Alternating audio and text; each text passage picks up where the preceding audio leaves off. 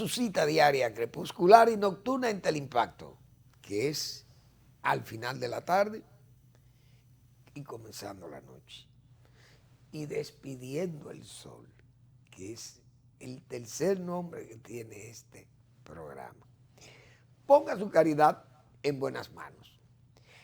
Apoya el Patronato de Lucha contra el Cáncer de Villa González Incorporado, una verdadera institución de servicio al prójimo más carenciado. También el Hogar Escuela Santo Domingo Sabios, otra de esas instituciones fundamentales del país, y necesita de su apoyo para formar jóvenes en alto riesgo. Bríndale la caridad también a esa magnífica institución de servicio. Avenida Independencia, casi esquina Avenida General Gregorio Luperón, aquí en Santo Domingo. Bien, hace 9 meses, debe hacer 9 meses casi ya que el gobierno asumió, el nuevo gobierno asumió el poder. Es decir, el lunes 16, ya serían 9 meses. Desde el primer día, nosotros aquí, por la experiencia de haber oído en el 86, en 1986, aquellas sesiones nocturnas al inicio del gobierno de Joaquín Balaguer, perdón, donde un funcionario que él escogió por ser un funcionario básico para hacer esas denuncias al Contralor General de la República que él había designado. Y todas las noches de los lunes, todos los lunes en la noche, el doctor Balaguer se sentaba en una butaca al lado ahí, o una mecedora, y entonces el funcionario comenzaba no a retaliar al gobierno de Salvador de Blanco por todas las cosas que le hicieran a Balaguer y qué sé yo qué, y todas esas cosas, no, sino hacer una descripción de la herencia recibida del gobierno de Salvador Jorge Blanco. Y ahí nosotros pudimos apreciar, ¿no?, en aquella oportunidad la cantidad de inconductas, de irregularidades y de todas esas cosas que se dan en los gobiernos cuando los gobiernos entran en una fase prácticamente de enriquezcanse caballero o de descuidarse, ser negligente, y entonces por descuido, aunque no se agrede, la gente hace lo que le da la gana en los gobiernos y se crean islas de poder y crean muchísimos problemas al país y a sus propios partidos y de hecho al gobierno mismo. Nosotros pedíamos esta vez que ha habido el daño más grave que ha tenido el Estado Dominicano después de una gestión de gobierno. Aquí no había pasado, hemos dicho nosotros, una generación más voraz de vividores que lo que ha pasado por el Estado Nacional. Entonces, ante hechos tan graves, primero porque venían de tiempos de oposición y se le reprochaba al PLD de sus acciones o sus exacciones. Y entendíamos que el PRM, cuando llegó al poder, se sentó ahí en el palacio, iba a ser una especie de descripción de por lo menos que recibimos, o sea, una especie de auditoría, pero una auditoría, diríamos, no profunda, sino superficial, qué sé yo, de las cosas más evidentes que se ven cuando uno llega, cosas de bulto. Mire, se perdió tal cosa, le dieron esto a fulano, le dieron un contrato de ya echándose a la paloma, qué sé yo, cosas de ese tipo que se presentan en los gobiernos como ese de Enriquézcanse Caballero, a los Luis XVIII. Uno sabe que las cosas iban a ser abrumadoras. Sobre esa base nos mantuvimos nosotros un mes o más y hemos seguido en eso.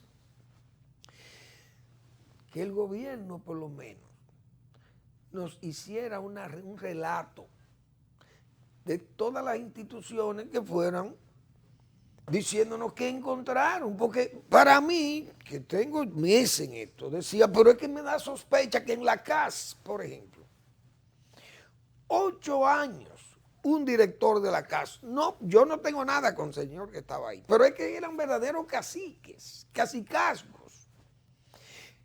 Entonces, ¿qué era? O feudos, ¿qué era lo que usted tenía que hacer?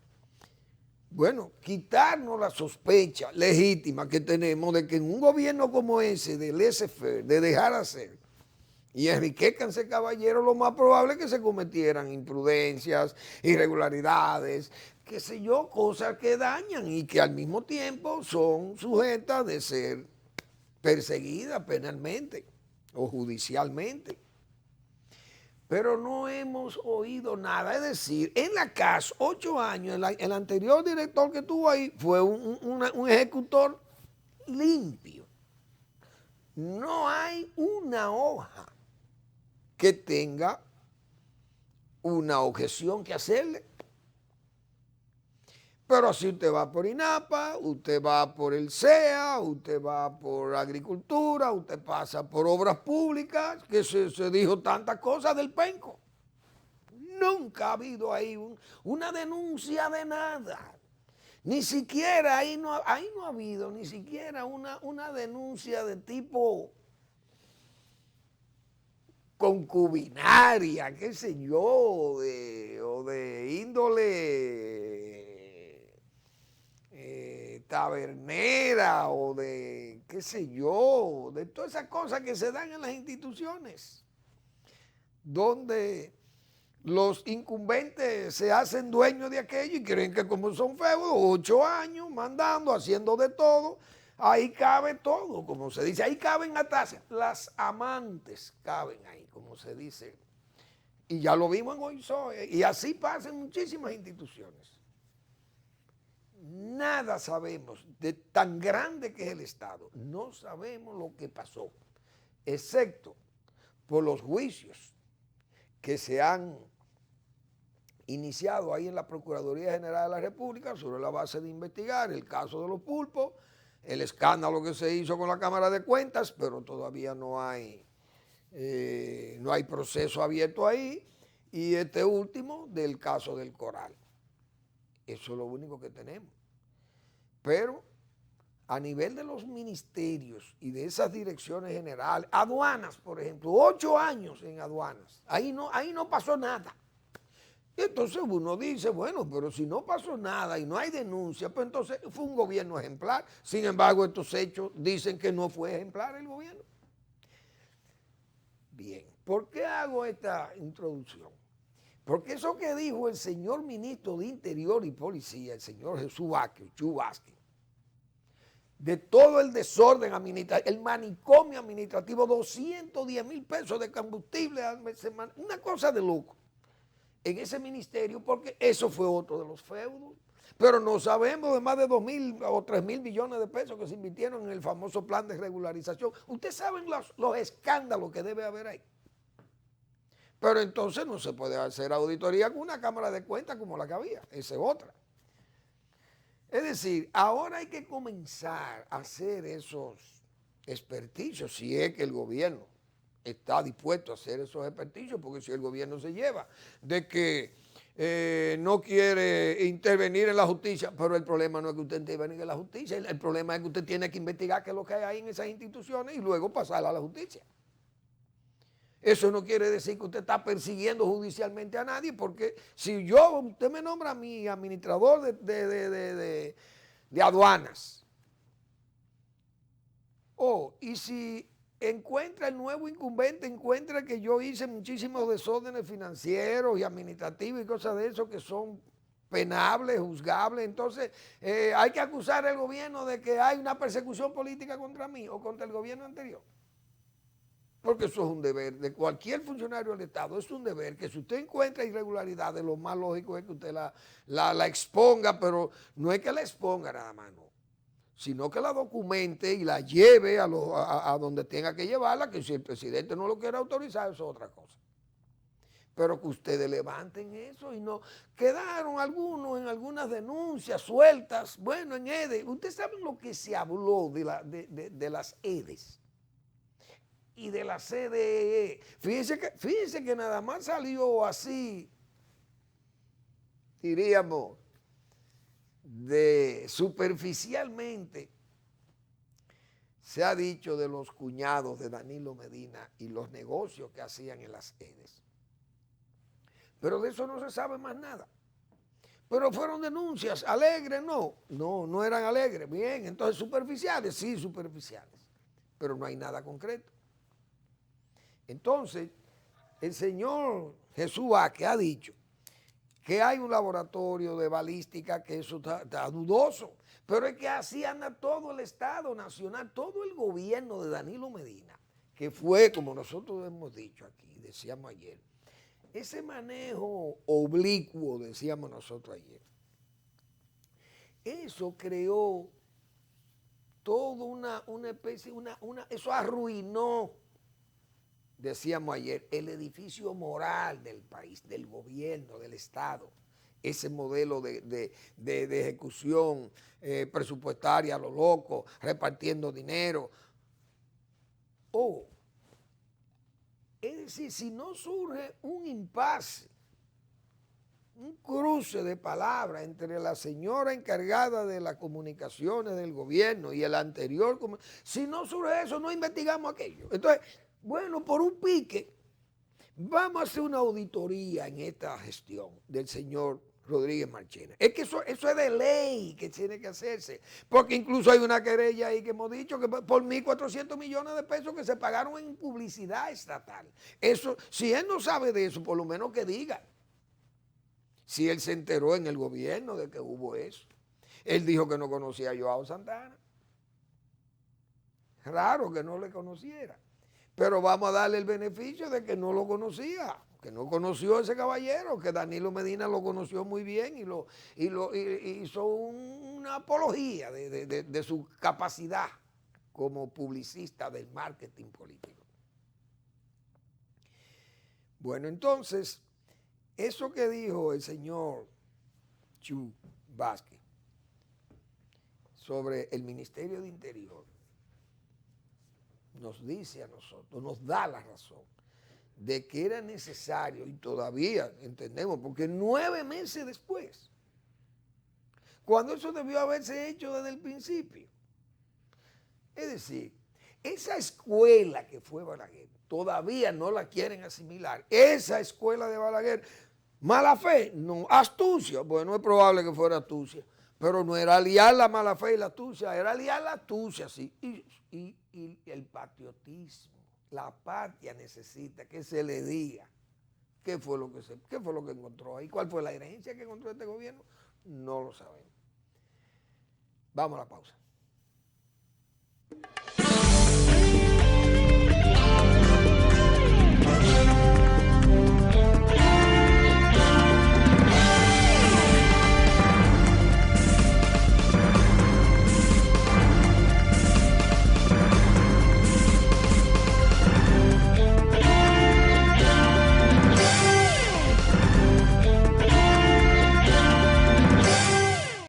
Somos el primer banco dominicano con 80 años de historias en las que ponemos todo nuestro corazón en servir y ser parte de los sueños de todos los dominicanos. Historias que son ejemplos de voluntad de todo un pueblo, de emprendedores, de visionarios, de fajadores.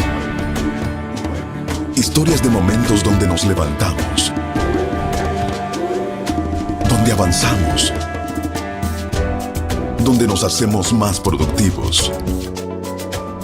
Historias de gente que cree, que se supera, que proyecta nuestra cultura, que nos representa, dispuesta a construir nuevos caminos. 80 años sumando historias que nos llevan a nuevas fronteras, como el inspirador de la voluntad de todo un pueblo. Banreservas, el banco de todos los dominicanos. El Banco Central hace política monetaria. Para ello, utiliza la tasa de política monetaria, buscando incidir en las tasas de interés a que los bancos captan ahorros y prestan para el consumo de los hogares y la inversión de las empresas.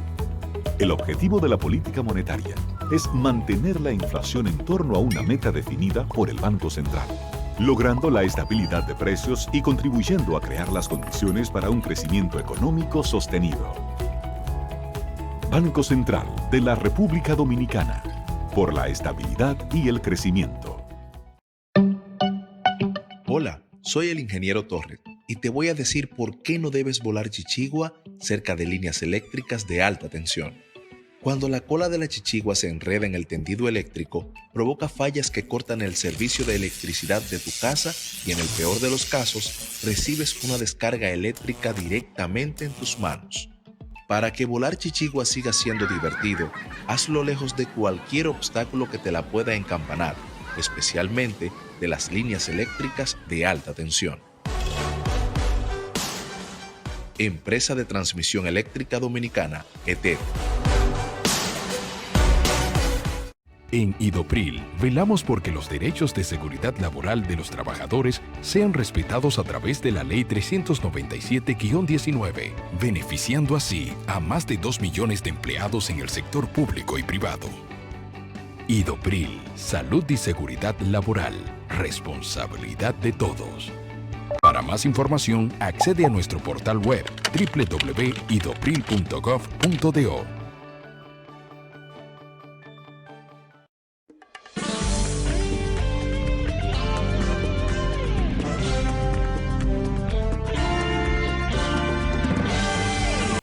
Bien, yo estoy seguro, conectándome con el comentario anterior, que si el pueblo dominicano hubiera sabido la herencia que encontró el PRM, hoy el PLD, no el de Juan Bosch, que ya eso no existe, pero ese partido laboral danilista, ya eso fuera un amasijo de escombros, eso fuera una escombrera total. Y aquellas expresiones fementidas de Danilo Medina, de que está de regreso el PLD, no hay razones para que nosotros no ganemos las elecciones en el 2024. Cosas que son casi caen, o no casi no caen en lo ridículo, en una situación como anda ese partido. Pero hoy fuera una escombrera que no se atrevieran ni siquiera esos voceros atrabiliarios que aparecen, ese vocero principalmente el vocero del Senado, del PLD.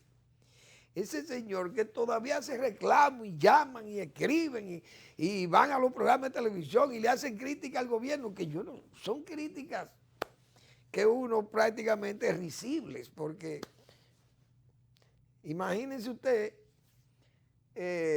venir a enseñar ahora moral y cívica al gobierno del PRM. Gente del burdel político que acabamos de ver, ese gobierno de Danilo Medina, un burdel político. Pero el PRM, yo no sé por qué se guardó esa, quizá tal vez no quiso recordar lo que el castigo que entendieron ellos le dio Balaguer en el 86 al PRD, porque tal vez entendieron que eso era un acto de tortura del gobierno de Joaquín Balaguer contra el PRD de Salvador Jorge Blanco. Y si se lo interpreta así el PRM, entonces hay que entender que no iban a hacer lo que nosotros queríamos que se hiciera. Pero el pueblo dominicano debió conocer, no solamente por vía de los juicios, porque los juicios primero son lentos. Imagínense ustedes, ya el gobierno tiene 9 meses. El lunes cumple 9 meses. Pero esos juicios, el de Odebrecht comenzó en el 2017 y estamos en el 21, va para 4 años. Es decir, estos juicios, los juicios de los pulpos y el del coral y esa gente, eso, póngale un horizonte para cuando eso termine, un horizonte de 2 años. Vienen las elecciones y ya en tiempo de elecciones no se puede hablar no se puede hablar de togados ni de letrados con esos asuntos contra políticos, porque inmediatamente sale el sofisma como escudo de la persecución política. Entonces, hay que entender que esos juicios van a tomar mucho tiempo y que no vamos a conocer tantas cosas en detalle de lo que sucedió realmente. Porque el PLD puede decir, no, hombre, esos son 3 casos, 4 casos que nosotros tenemos en justicia, pero eso no es el PLD, esos son 4 casos. Eso no es verdad y la mayoría, mire, ahí no hay, todavía no hay ahí apresado, no hay un miembro del comité político. Y pueden decirlo. Hoy el PLD puede decir que no hay miembro del comité político. Su dirección máxima está libre de advertencias, está limpia. Pueden decirlo, porque no hay ninguno de ellos, ni Danilo Medina. Ahora, si esa querella de participación la alan y se la presentan a Danilo Medina y tuviera a Danilo Medina en justicia, y ese comité político y ese comité central estuvieran con todo ese barullo de problemas que esa gente dejaron ahí, la situación fuera otra. Pero vamos a esperar, porque se ha puesto algo ahí, en escena, como dice. La Junta Central Electoral canceló una serie de gente ahí por hacer diabluras en las oficialías, pero señalaba la dirección de la Junta Central Electoral que fueron desvinculados sus empleados de la Junta porque hacían negocios en las oficialías. Óigase bien, los cancelados también incurrieron en tratos irrespetuosos y agresivos contra personal subalterno y superior. Bien. Gravedad, pone el periódico aquí. Entregaban hojas para expedir actas de nacimiento. Señores, yo puse aquí en pantalla, en esta semana, una cédula de un caballero haitiano. Ahora, póngame, por favor, Alex, ten la bondad de poner, miren eso, señores, amables televidentes, eso yo le estoy repitiendo esa imagen. Ese caballero que está ahí es bisnieto de José Ignacio Bermúdez y de doña Mayoya Tavares de Santiago, por los Abinader, por los Bermúdez. Entonces, ese señor que se hace llamar Luis Andrés Pellerano y Bermúdez, me imagino que será también nieto o debe ser tal vez sobrino nieto de don Arturo Pellerano y de esa gente de los Pelleranos. Mírenle los apellidos, Luis Andrés Pellerano, pero miren las cédulas. ¿Y de dónde es el caballero? De Guaymate. 19 años, 21 años puede tener el joven ese, haitiano. Yo dije aquí, y fíjense bien, eso es una cédula, tal vez una cédula ilegal, porque aquí se falsifica todo. Pero fíjense todas las informaciones que tiene. Normal, expedida el 14, ¿cuándo fue que nació? El 14 de octubre del 99, República Dominicana, soltero. El caballero dice, se le vence el 14 del 2024. Yo no he visto el reverso. A ver qué otras informaciones puede tener, si tiene el número de mesa electoral, porque no alcanzo a verla ahí. No sé si tendrá mesa electoral, porque sale algo ahí como que se antepone, APP, ¿y qué es lo que sale ahí? Como, Sí, pero sale ahí en pantalla, me sale ahí de que arranque instantáneo, algo ahí, como no sé. Entonces bloquea el nombre del caballero. Entonces, señores, esas repeticiones, miles, centenares de miles de cédulas en manos de haitianos. ¿O ustedes creen que es verdad que ese señor es apellido Pellerano Bermúdez?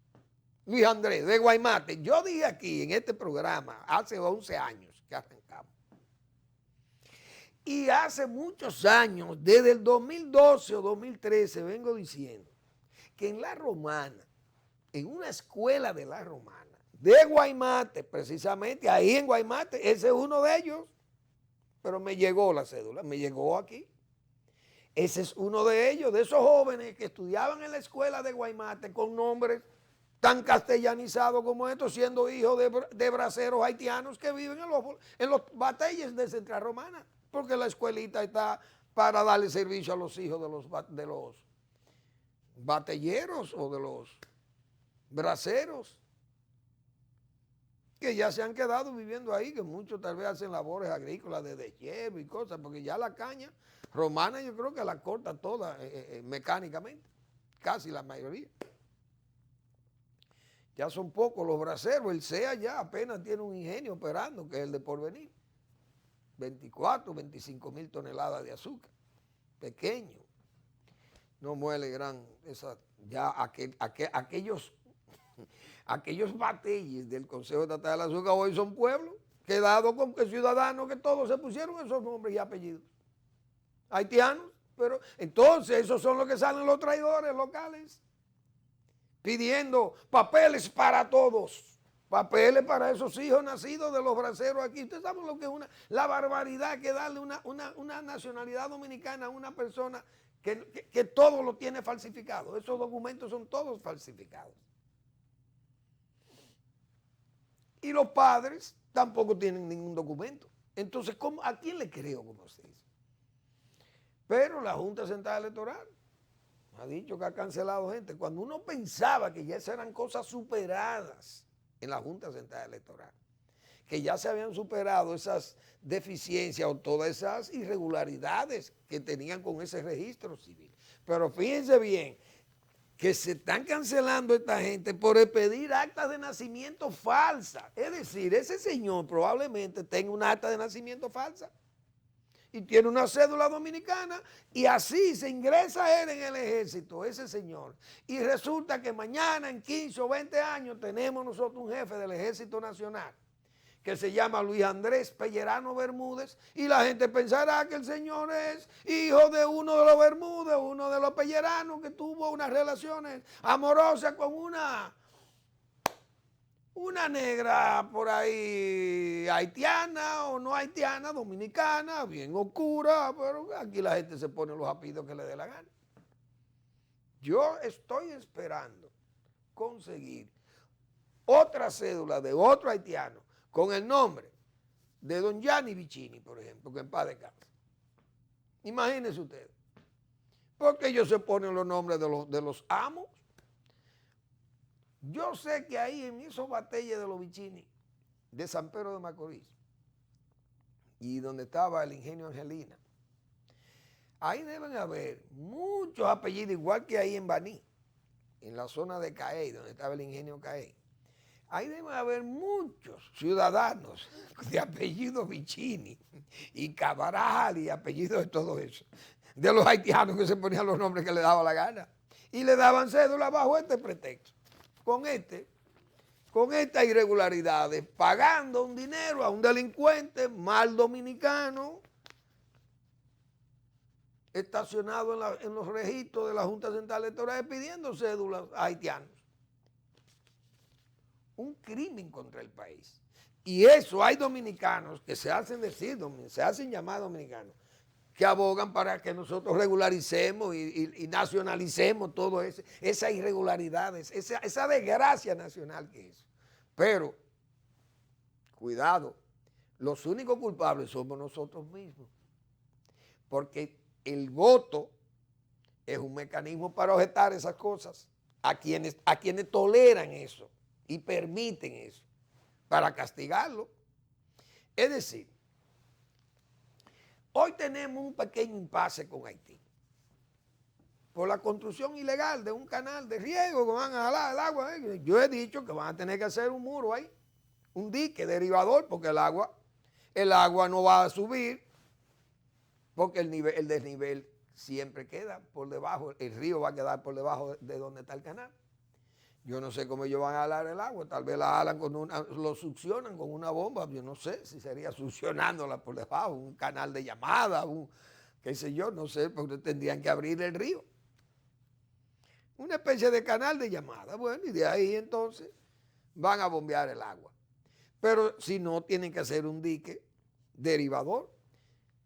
Entonces, el gobierno nacional lo que tiene que hacer, si no es un gobierno tembloroso, que yo creo que el gobierno de Luis Abinader va camino a ser un gobierno tembloroso, inmediatamente los haitianos comienzan a hacer un dique derivador ahí o instalen una bomba ahí que succione agua del lado nuestro.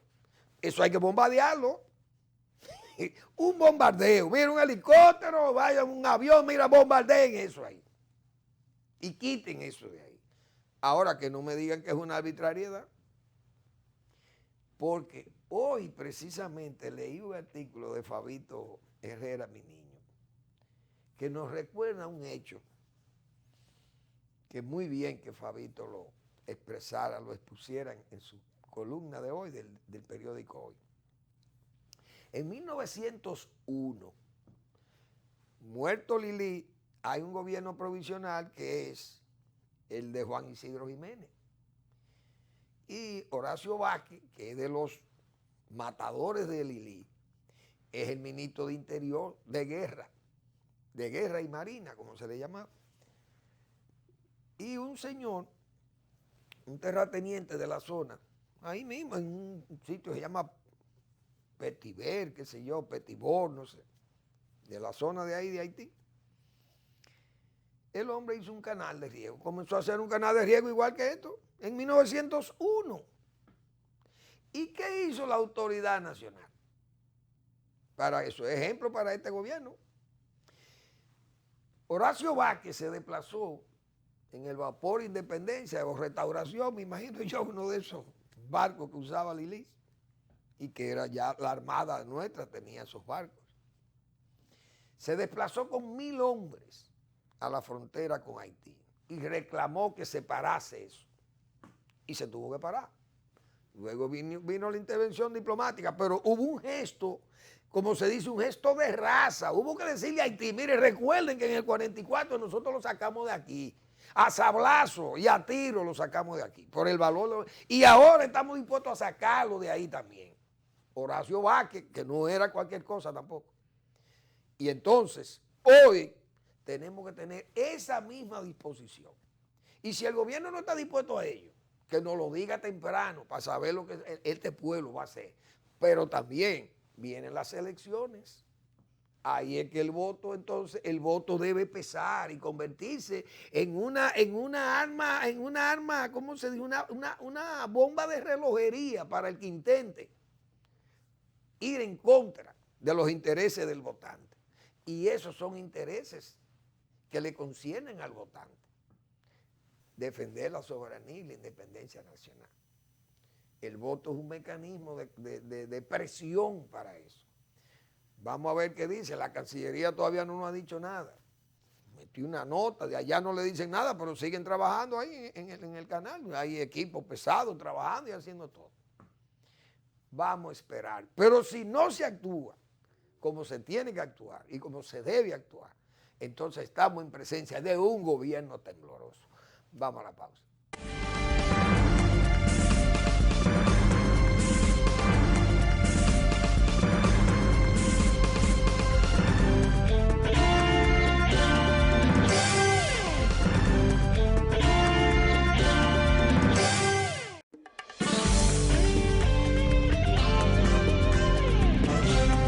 Somos el primer banco dominicano con 80 años de historias en las que ponemos todo nuestro corazón en servir y ser parte de los sueños de todos los dominicanos. Historias que son ejemplos de voluntad de todo un pueblo, de emprendedores, de visionarios, de fajadores. Historias de momentos donde nos levantamos, donde avanzamos, donde nos hacemos más productivos. Historias de gente que cree, que se supera, que proyecta nuestra cultura, que nos representa. dispuesta a construir nuevos caminos. 80 años sumando historias que nos llevan a nuevas fronteras, como el inspirador de la voluntad de todo un pueblo. Banreservas, el banco de todos los dominicanos. El Banco Central hace política monetaria. Para ello, utiliza la tasa de política monetaria, buscando incidir en las tasas de interés a que los bancos captan ahorros y prestan para el consumo de los hogares y la inversión de las empresas. El objetivo de la política monetaria es mantener la inflación en torno a una meta definida por el Banco Central, logrando la estabilidad de precios y contribuyendo a crear las condiciones para un crecimiento económico sostenido. Banco Central de la República Dominicana, por la estabilidad y el crecimiento. Hola, soy el ingeniero Torres y te voy a decir por qué no debes volar chichigua cerca de líneas eléctricas de alta tensión. Cuando la cola de la chichigua se enreda en el tendido eléctrico, provoca fallas que cortan el servicio de electricidad de tu casa y en el peor de los casos, recibes una descarga eléctrica directamente en tus manos. Para que volar chichigua siga siendo divertido, hazlo lejos de cualquier obstáculo que te la pueda encampanar, especialmente de las líneas eléctricas de alta tensión. Empresa de Transmisión Eléctrica Dominicana, ETED. En Idopril, velamos porque los derechos de seguridad laboral de los trabajadores sean respetados a través de la Ley 397-19, beneficiando así a más de 2 millones de empleados en el sector público y privado. Idopril, salud y seguridad laboral, responsabilidad de todos. Para más información, accede a nuestro portal web www.idopril.gov.do.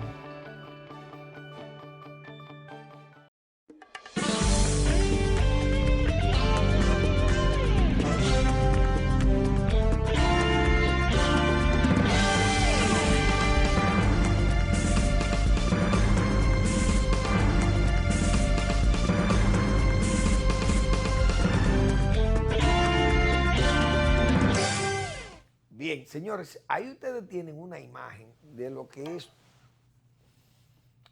una belleza natural. Eso es una vivencia inolvidable.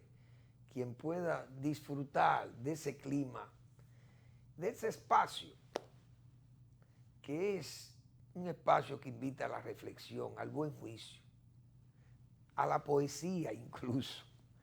Son 112 tareas enclavadas allá en las estribaciones de la cordillera central, en el municipio más ecológico del país, que es San José de las Matas. Están a la venta, 809-350-6355. Ahí está doña Magali, que le puede dar más explicaciones. Tiene un arroyuelo, 40 tareas de ellas están sembradas de café y además tiene permiso para producir en invernadero, permiso que da el Ministerio de Medio Ambiente. Muy bien. Yo esta mañana pasé por la Plaza de la Cultura, camino, me ejercito por esos lados. La Plaza de la Cultura siempre ha sido un recinto. Primero, el recinto más importante y más grande desde el punto de vista cultural del país y artístico. Porque es que ahí estamos hablando, en esa finca, la hacienda de doña Julia, de mamá Julia Molina, de Julia Molina Chevalier, la mamá de Trujillo era mamá Julia. Esa era una finca de como de 200,000, eso debe tener como 200,000 metros cuadrados ahí. Eso yo no sé cuántas tareas pueden ser eso en hectáreas, pero si son una hectárea son 10,000 metros cuadrados, es decir, que estamos hablando como 20 hectáreas. Bueno, el asunto es, no creo que sea tanto eso ahí, a menos. Pero debe haber, es probable que haya 200,000 metros cuadrados ahí donde está la Plaza de la Cultura, pero me apenó que aún habiendo hecho un esfuerzo el gobierno anterior y por terminar de limpiar los edificios que estaban en malas condiciones, acondicionarlos, con préstamos, como siempre. Un préstamo seguro en dólares, eso lo hizo Balaguer con pesos y con hombres de calidad, porque señores, el primer rector de la UNFU, que fue nuestro primer rector, un hombre que nosotros apreciamos y se distinguía mucho entre todos sus demás compañeros, profesores y académicos y fundadores de la Universidad Pernambucaneña, el ingeniero José Antonio Caro Álvarez, una estrella. Gente, arquitecto, graduado en París, y bueno, y don José Antonio era un hombre extraordinario, pero fue el constructor del el Museo del Hombre Dominicano. También hay otro, yo creo que yo no sé si la de arte moderno, esa sala la hizo, la biblioteca creo que la hizo también don José Antonio Caro Álvarez, el ingeniero Carbonell, Teófilo Carbonell, hizo el Teatro Nacional, y así una playa de ingenieros, de esos contratistas ingenieros que Balaguer tenía esas joyas vivas que tenía Balaguer, gente capaz y gente seria. Y hicieron los diseños y todo, y se hizo la Plaza de la Cultura. Pero la plaza, yo la vi, señores, y allí hay una maleza tupida y crecida y un descuido en todo lo que es el ambiente de áreas verdes de la plaza. Y hay parqueos de autobuses y cosas.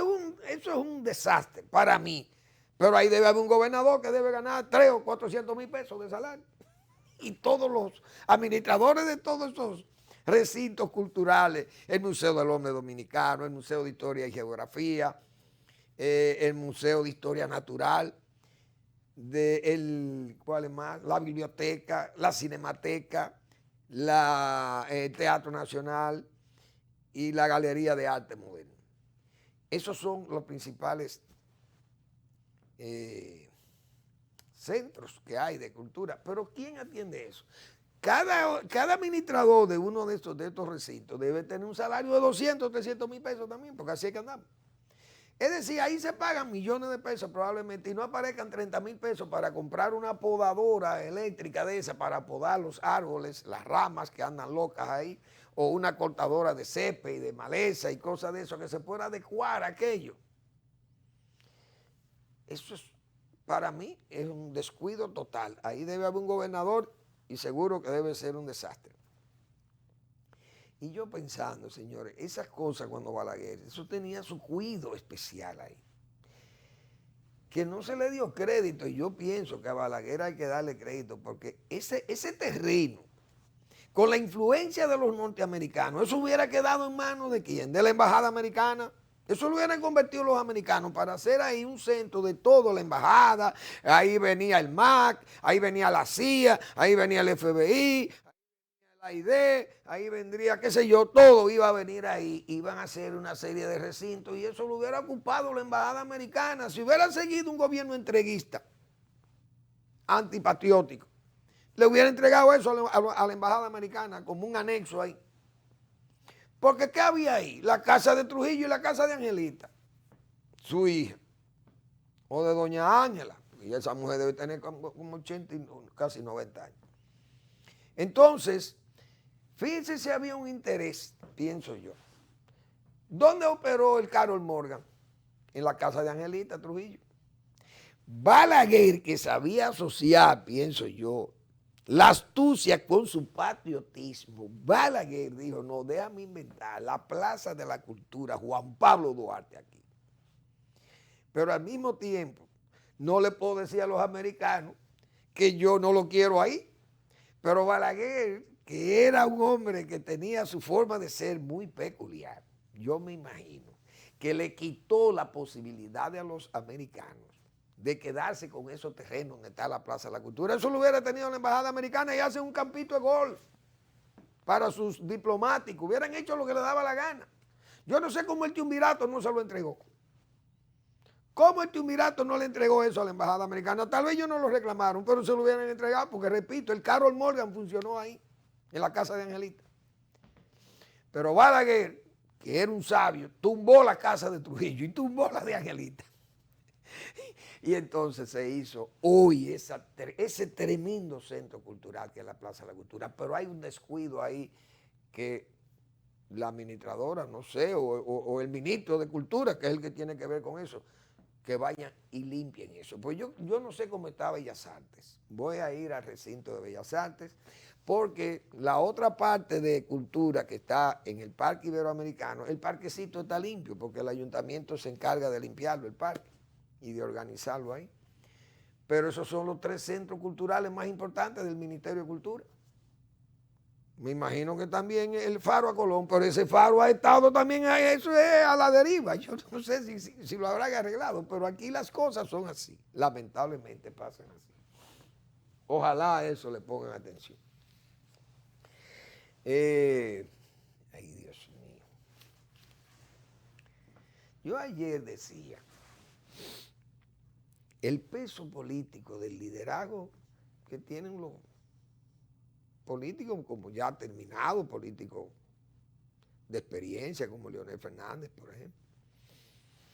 Y Leonel, yo decía que es un político que tienen que tomarlo en cuenta.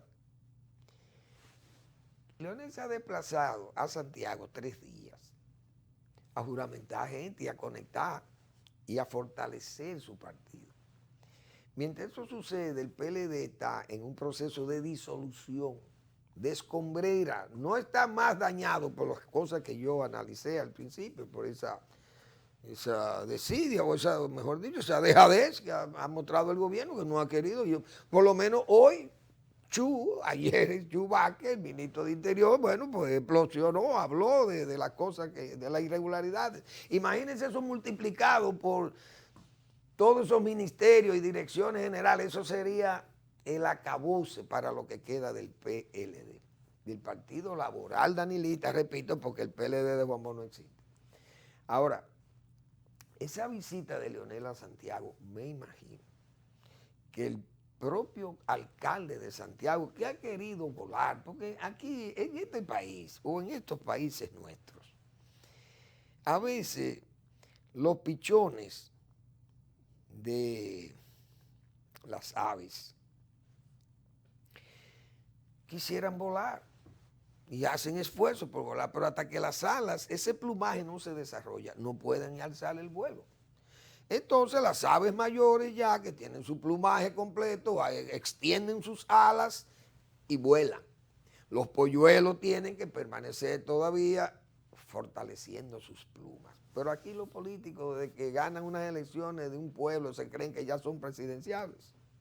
Abel Martínez, pienso yo que está ahora viendo el peso del liderazgo de Leonel Fernández. 3 días se le coloca a Leonel ahí y volverá varias veces, porque él sabe, Leonel sabe lo que es Santiago, Leonel Fernández. Entonces, Abel Martínez, que es un hombre que hoy es alcalde, excelente alcalde, porque ha hecho un trabajo magistral en Santiago, excelente. Santiago es una ciudad, probablemente la ciudad más limpia del país y la ciudad del área del Caribe, probablemente una de las ciudades más limpias también es Santiago. Tal vez la de Puerto Rico, no sé, porque ahí es muy celoso también en Puerto Rico con la limpieza, por su costumbre norteamericana. Pero Abel Martínez, que ganó esa alcaldía con el apoyo del leonelismo, que entendía que al final él iba a dar el salto y se iba a ir con Leonel, es decir, déjame seguir con el líder que es el que me ha formado y el líder que me ha dado fortaleza y yo al lado de él puedo caminar mejor. Pero son gente que quieren volar, como yo he dicho, antes de que se les desarrollen las alas. Y él dijo, bueno, yo me voy a quedar aquí porque el PLD va a terminar en una especie de escombrera o terminará muy chiquito, va a salir de poder y ahí yo voy a espigar porque soy el mejor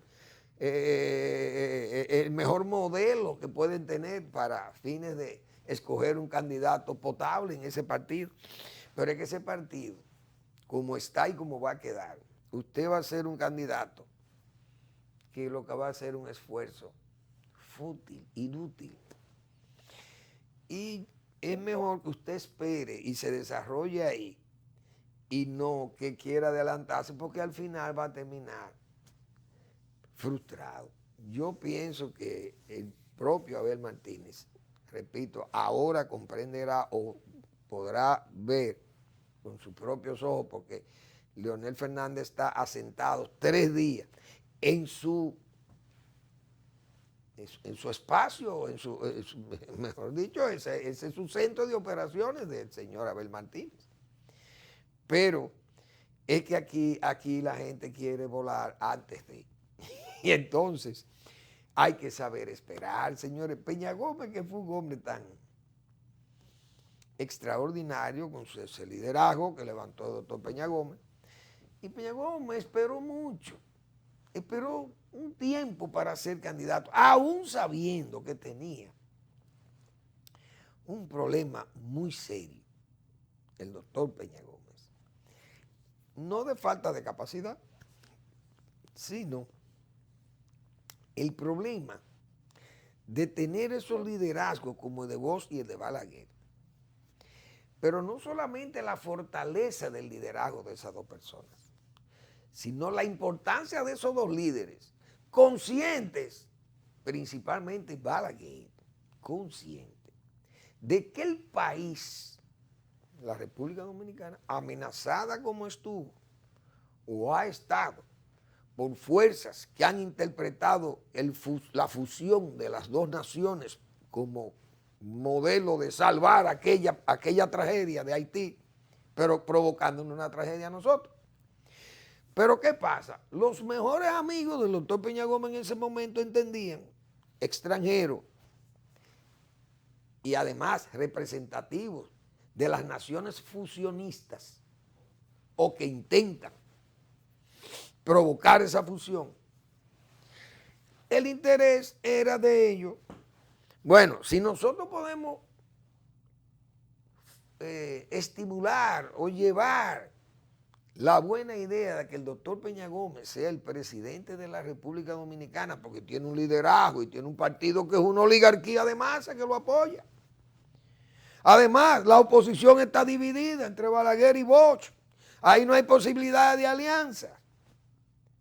Entonces, ese es el mejor plan para nosotros, promover la fusión, porque ya los dominicanos no tenían excusas para negar a Haití, porque ya tiene un presidente de origen directo haitiano, porque el doctor Peña Gómez no se podían. Yo le defiendo su liderazgo en toda su extensión y he dicho de su pureza y de su formación, incluso de su apoyo por Juan Bosch, que lo formó y todo eso. Y el respeto que se ganó de todo el pueblo dominicano, es un dominicano, pero su origen directo de haitiano le hacía, lamentablemente le hacía el símil que querían los fusionistas, para que nosotros no tuviéramos la excusa de decir, mire aquí que ustedes quejándose si tienen un presidente de origen directo haitiano, hijo de 2 haitianos, es el presidente de la República Dominicana, ¿de qué es lo que se quejan? Fácilmente no hubieran dicho eso. Pero el doctor Peña Gómez tal vez era consciente de eso y al final se dio cuenta que esa era la verdad, porque por eso fue que se unieron los dos viejos. Lo que no era posible unirse Balaguer y Juan Bosch.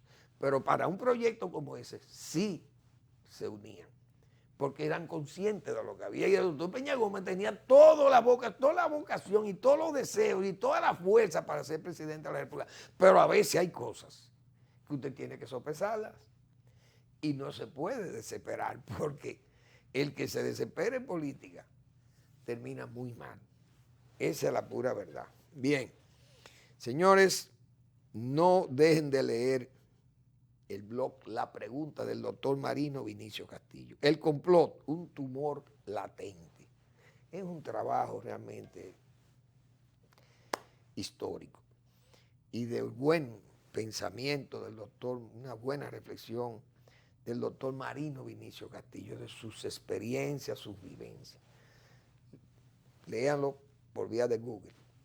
Y la respuesta, como todos los domingos. Gracias por su atención y nos vemos el lunes en otra entrega de Al Final de la Tarde, Despidiendo el Sol, y comenzando la noche.